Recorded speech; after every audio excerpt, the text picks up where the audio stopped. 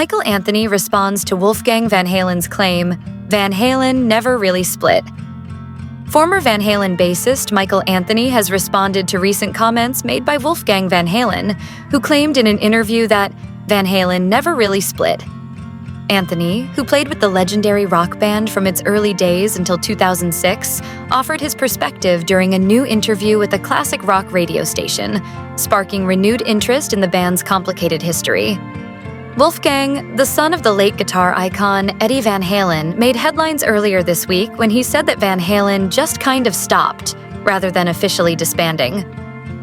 He pointed to his father's declining health and a series of unfulfilled plans as the reasons for the band's silence over the last decade, particularly after their final tour in 2015. Michael Anthony, while respectful of Wolfgang's view, offered a slightly different take.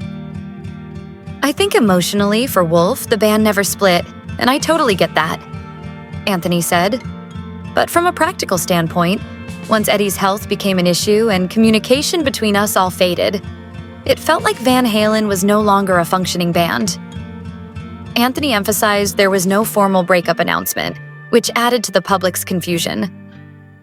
There were talks about getting together, doing a kitchen sink tour with all of us, including Dave and Sammy.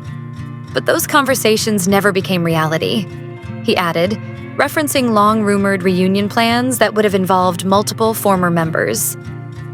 Despite the differing viewpoints, Anthony praised Wolfgang's work and said he continues to hold fond memories of his time in Van Halen.